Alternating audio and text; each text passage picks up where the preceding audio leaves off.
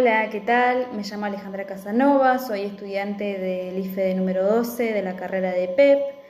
Hoy voy a presentar la materia Historia Sociopolítica de Latinoamérica, en la cual voy a desarrollar 3 periodos de estado de la región latinoamericana, en la que analizaremos los procesos sociopolíticos para entender algunas cosas de la historia. Bueno, voy a empezar a desarrollar el primer periodo, que es de 1880, el Estado liberal oligárquico, primero diciendo las definiciones de lo que es el Estado, lo que es el liberalismo y lo que es la oligarquía. El Estado es una organización política de un territorio con órganos de gobierno, poder judicial, poder legislativo y poder ejecutivo.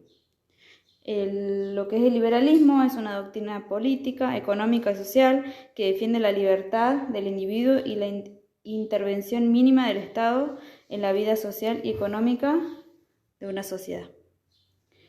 La oligarquía es un sistema de gobierno en el que el poder está en manos de unas pocas personas con poder económico. Y una vez ya definidos los conceptos anteriormente, bueno, los países latinoamericanos venían ya con unas luchas independentistas en que en muchos casos fueron seguidas por guerras civiles. A partir de estos, los gobiernos latinoamericanos emprendieron en definitiva para definir Estado-nación. Una vez estabilizados estos países, iniciaron la tarea de modernización a fin de incorporarlos a la División Internacional del Trabajo. Es para tomar un lugar en el sistema económico mundial. Ahí yo coloqué capitalismo dependiente, que es las economías latinoamericanas se incorporaron como exportadoras de materias primas y alimentos. Y también coloqué países periféricos porque los países latinoamericanos se tomaron.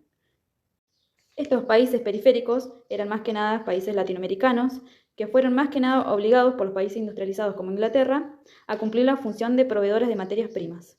Por esto mismo, la modernización de América Latina vino con los signos de reformas liberales, que trajo capitalismo dependiente, latifundios, grandes terratenientes, formas serviles de trabajo, despojos y racismo hacia los pueblos originarios, le quitaban las tierras para que se la dieran a los latifundistas o terratenientes.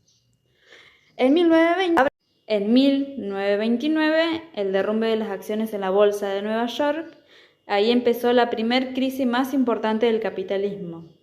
Debido a esta crisis, los países latinoamericanos se vieron obligados a implementar medidas económicas hacia sus economías. Ahí donde se les abre las puertas al populismo latinoamericano, a la fuerte respuesta de los sectores sociales. Una de las medidas que tomaron los países latinoamericanos fue la ISIS, dejar de importar para producirlo en el país. Así que bueno, en 1930 empieza el Estado benefactor o de bienestar, el populismo. El Estado ahí se le llama asistencialista o interventor, porque su gran gasto público es hacia el social. Ahí donde se empieza a visibilizar al trabajador, a que el trabajador tenga más participación. En este periodo se empiezan a pensar más en los derechos del trabajador. Por eso la participación ciudadana era fundamental. Se empezaron a movilizar las clases obreras, los campesinos, la sindicalización. En este estado, más que nada, trataba de reivindicar la identidad nacional, la soberanía, la expropiación de políticas económicas. ¿Qué rol cumple la mujer en este periodo? En Argentina, contexto político peronismo, el cuerpo de la mujer en 1946 como objeto de derecho y prioridad, la regularización de los distintos aspectos en la función reproductiva, en dispositivos de control de la madre y la prostituta. De acuerdo con esa regularización vino el discurso médico-científico con concepciones morales de los deber ser de la mujer, los roles que debían cumplir la mujer en la sociedad. Esta regularización trajo una legislación sanitaria peronista, que se planteó asegurar la maternidad sana, con medidas legales de protección y normas.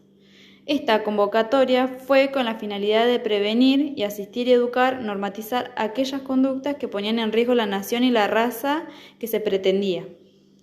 Por esto mismo, el voto, el sufragio de la mujer, era más que nada un intercambio para dar hijos sanos para la nación. En 1970 se empieza a pensar políticas neoliberales. En 1976, los golpes de Estado en toda Latinoamérica. Ahí se empieza a transitar las ideas neoliberales. En la historia de América Latina se distinguen distintas dictaduras.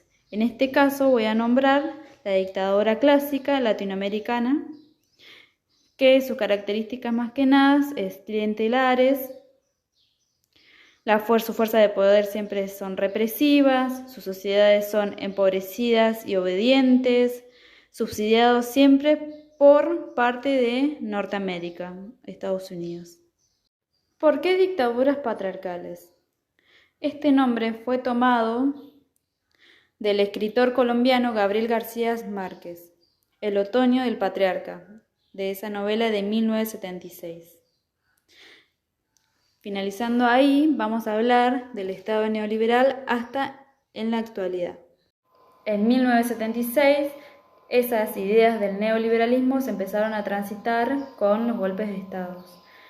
Por esto mismo, yo tomé una parte del texto de Atilio Borón, en el cual dice que el capitalismo, su ideología, es el liberalismo y que jamás propone un orden democrático, porque siempre resguardan la independencia y la autonomía individual, o sea, la propiedad privada, y eso hace que el Estado tenga una mínima intervención. Por esto mismo yo lo vinculé con 1990, en que Menem asume su presidencia, en el que él plantea, y lo termina haciendo, es que las empresas estatales como YPF, Aerolíneas Argentinas, Ferrocarriles Argentinos, sean privatizadas y que ya dejen de ser estatales. Otra de las propuestas que trajo Menem en su momento y que la llevó a cabo fue quitarle todo tipo de derechos a los trabajadores y así el empresario poder hacer lo que quiera con él.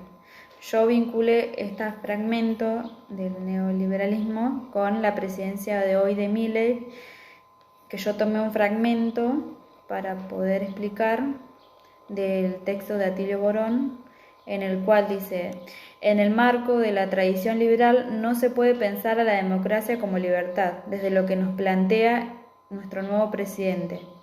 Porque si el liberalismo era desigual, esa desigualdad permanecerá, como dice Atilio Borón, oculta tras el velo de la ignorancia. Bueno, para finalizar con el desarrollo de esta materia, las invito a reflexionar de dónde vienen estas ideas que nos propone y nos trae el nuevo presidente de Argentina y qué sucede con nuestra democracia y con los derechos adquiridos por el pueblo. Así que muchas gracias. Obviamente no puede faltar el callarnos jamás y resistir ante esto que nos trae este presidente. Muchas gracias.